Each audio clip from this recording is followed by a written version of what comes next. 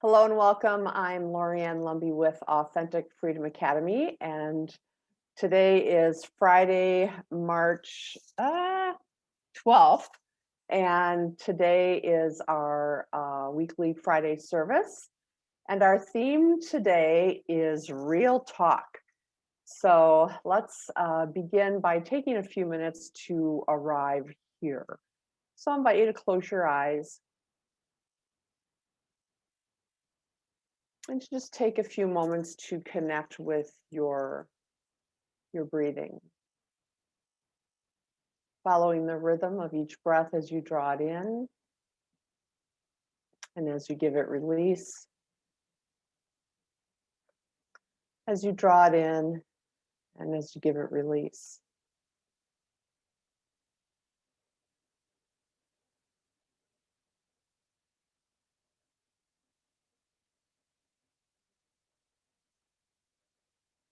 And with each subsequent breath, being mindful of letting go of worry, fretfulness, any preoccupations that might be on your mind, your to-do list, or any worries.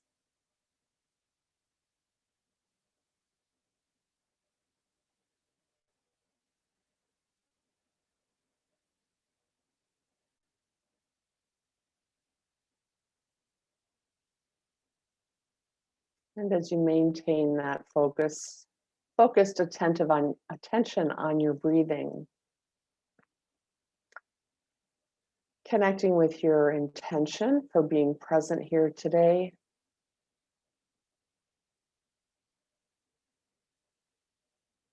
Acknowledging the gift that you're giving yourself for taking and enjoying this time. And bringing yourself fully to this present moment, to this gathering, and to your own personal reason for being here today.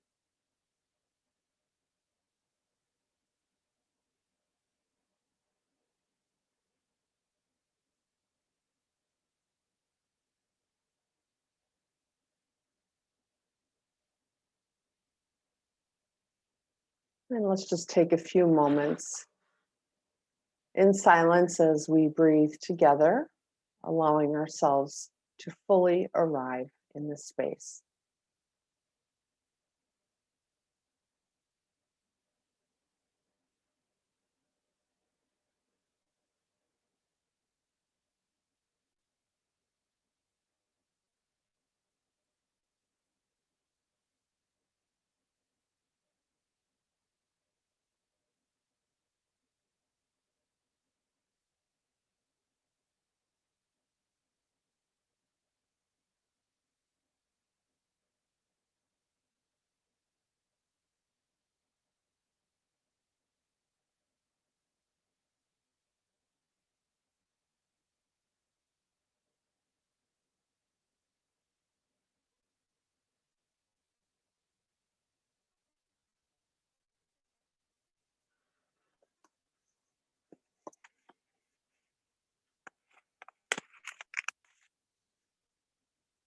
From that place of attentiveness, I invite you to listen to these words from the Tao Te Ching.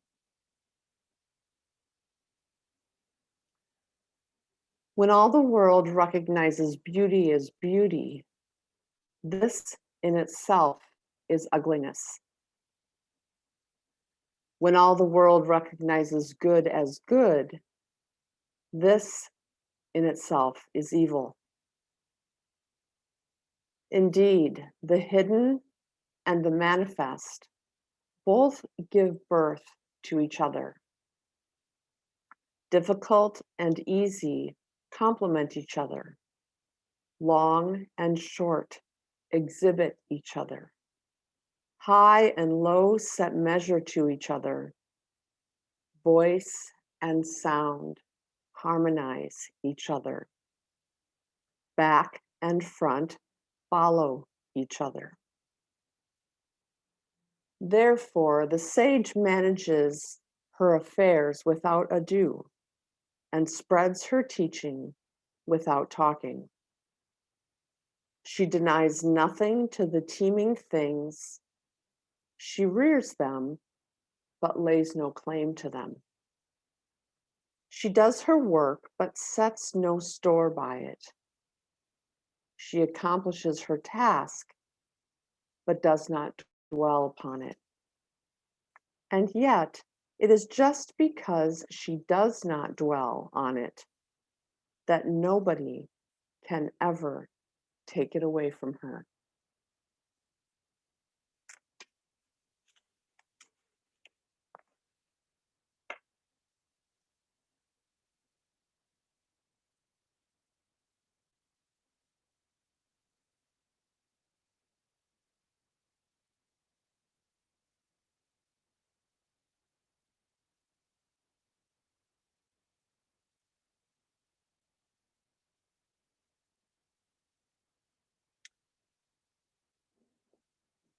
It seems as if it's increasingly true that the inspiration for our weekly gatherings is coming from the members of this community, from the things that the women in this circle have shared with me, and specifically the things that have been showing up in theirs, our daily lives. And because of the things that I've heard and held space for over the course of the last week, I decided that it was time for some real talk. And as those who know me well, I don't mince words. And the truth of the matter is that sometimes we need space to be supported in knowing and supported in exploring ways to deal with the very real fact that some people just suck. And I say that a little bit tongue in cheek because while some people just suck,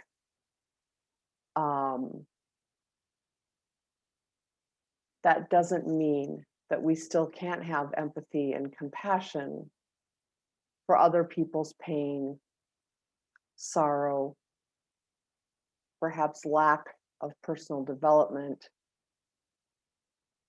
whatever it is that causes them to suck. And I think one of the big temptations, and I know that this has definitely been a temptation for me as a recovering perfectionist, I expect everybody to be nice. I expect everybody to be kind and thoughtful and generous. And I'm continually shocked, offended, surprised when that proves to not be the case. And at 56 years old, I've spent a lifetime harboring resentment, anger, frustration, impatience over all of these perceived imperfections in others, while at the same time recognizing that I too have my own set of imperfections.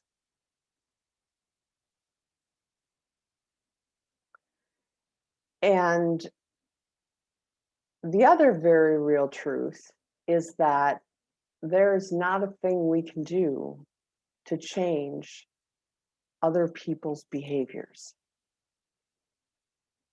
There's nothing we can do to convince them that life might be a little bit more enjoyable if you were more kind, more thoughtful, more caring, more patient,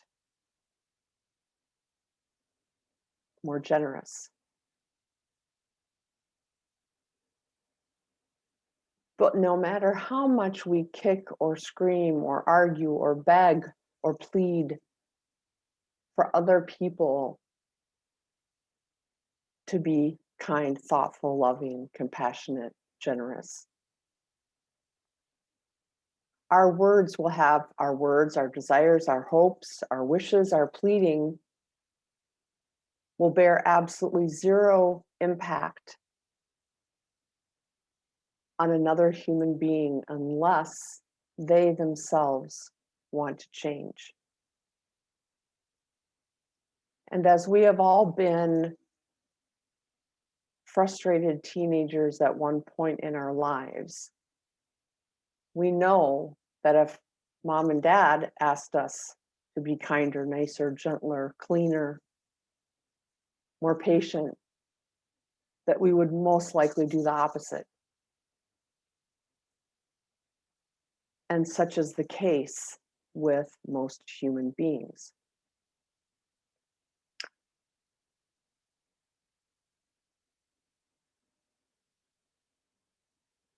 I am becoming increasingly aware that our human awakening is not something that comes from outside of us. It is not something that's cause is in a person outside of us, a philosophy or a feeling or a teaching that we receive from another person's offerings. Instead, this awakening that happens within us is just that. It comes forth from within. And it comes forth unbidden. It's not like we're walking around in our lives and one day just exclaim to the universe, I want to awaken. Doesn't happen that way.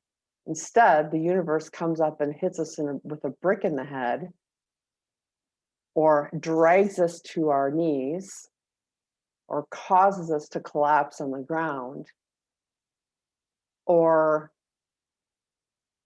brings something forward that we recognize, that seems familiar, that answers some sort of, or seems as if it might answer some sort of probably unrecognized longing that we have within ourselves. This awakening isn't happening because someone begged, pleaded, urged, tried to cajole us into waking up. This awakening didn't happen because crowds of people were marching up and down the streets saying, wake up, wake up. It was something that happened from within. So if that is the case for ourselves, so too is that the case for all of humanity.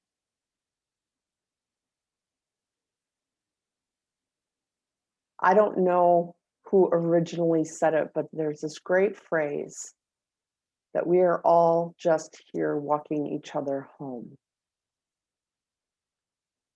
And we're all at different places along that path. And it might be in this lifetime that we awaken, or it might be in another. And again, there's nothing we can do to make another person wake up, be kinder, more loving, more thoughtful, more generous.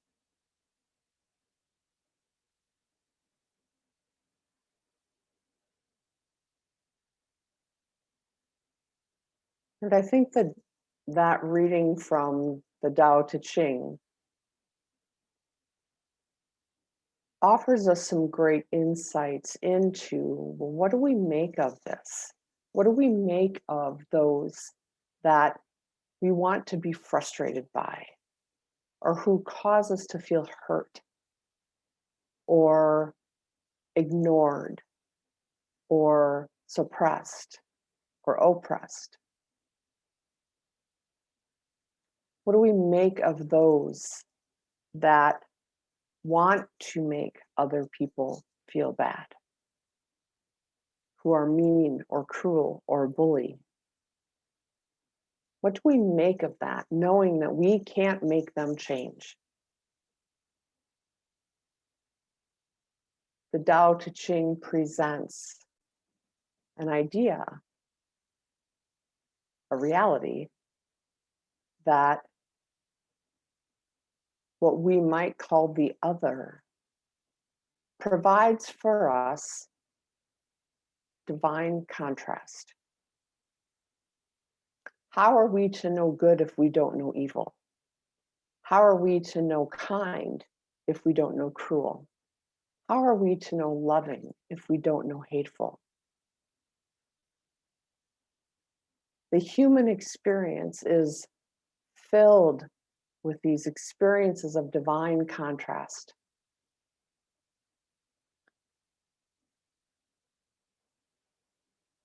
And I am increasingly coming to believe that this is and will be always the case.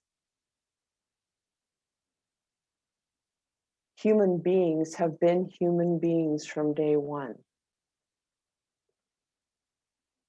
Was there some grand utopian time when everybody lived in peace and harmony and contentment and joy? Maybe. We don't have any written record of that. We have an understanding from some indigenous cultures that still exist that this kind of peace and harmony might be possible within a small, close, committed community. But even within that kind of structure, as we have seen them in our modern recollection, our modern memory, there's still conflict, there's still challenge, there's still difficulty.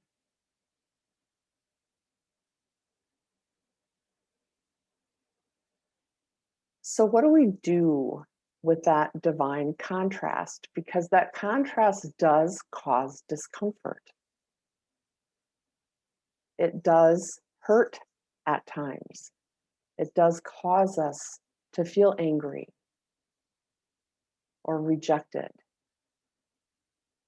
or wounded in some way. This is where our spiritual practice is absolutely essential. This is where our commitment to our own self-actualization, our own personal development is crucial. Because through these practices, through this knowledge, through this growth, we have access to tools and teachings and understandings that help us to manage the day-to-day ups and downs, trials and tragedies of the human experience. We have practices that when we find ourselves triggered by anger or frustration or impatience or disappointment, we have tools that help us to return to peace. When dealing with the wide diversity of human behaviors and beliefs and levels of development or lack thereof, we have tools for disconnecting ourselves from other people's dramas, pain, crises, chaos, non-loving behaviors. Because we're human, we will most likely have an initial reaction. A reaction of, hey, why did they do that? I don't like that. That's not nice.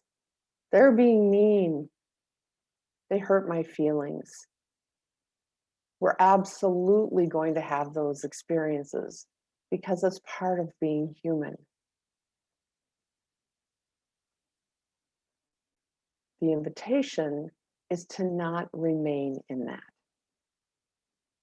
to use the tools that we have, to have the reaction because we're human and it's natural and it's how we respond to pain. And then to say, oh, there's that reaction. I feel that pain. I'm angry and hurt by that. And I'm not going to let that person dictate how I'm going to feel the rest of my day, or the rest of my week, or the rest of my month, or the rest of my life. We have tools to unravel from that trigger. We have tools to restore ourselves to peacefulness. And we have the gift of insight.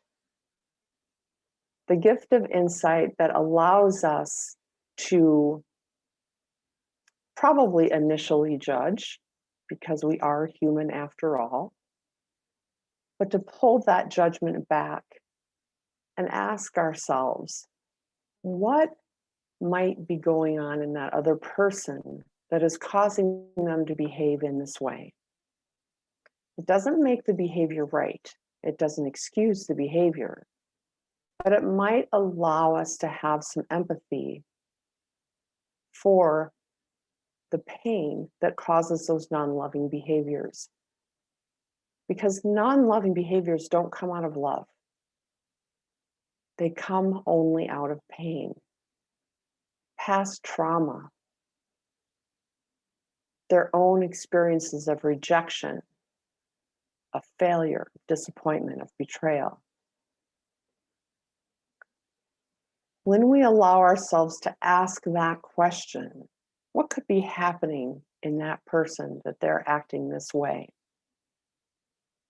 It lets us let ourselves off the hook. We can take that hook from their behavior and remove it from our heart, or our back, or our side, or wherever that knife went in. And we can have some compassion for that other person.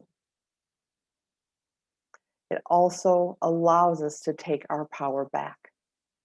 Because when we're triggered for just that moment, and for as long as we hang on to that, that other person owns a part of us. And they don't get to have that part of us. And they are not going to be the one that's going to say, oh, I'm sorry, let me take that knife out of your back and put it back in my hip holster. We are the ones that have to say, oh, I feel that trigger. Oh, I know what that's related to. I'm going to take that right out of my heart and give it back to them. And I'm going to go on with my own healing. Because the reason that we are triggered by another person's behavior, well, I'm going to give you one caveat here.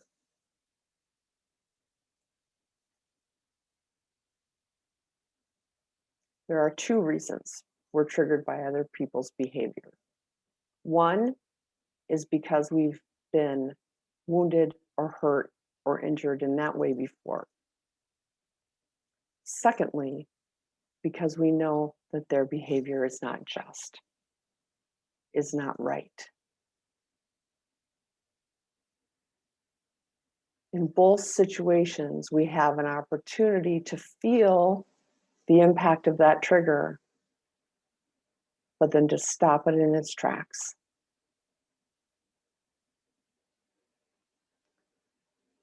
Using this practice and the tools that we have allow us to move through our life experience with a greater level of peace,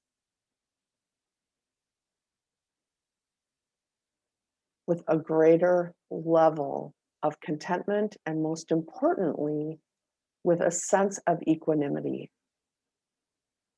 Equanimity is the ability to ride through the ups and downs, the ebbs and flows, the ecstasies and the tragedies of the human experience, and not get caught up in or destroyed by either. We can take the hits as they come at us, and we are resilient in the face of those hits. This is the message of the Tao Te Ching reading for today, is that life is filled with divine contrast, that this is the real talk. And we are the ones that decide how we respond to that contrast. Do we let it destroy us, take our power, own a piece of us? Or do we take our power back, living strongly and firmly in our own resolve, in our own commitment to self, in the skills and the practices that we have been developing so that we might experience the human experience more bountifully?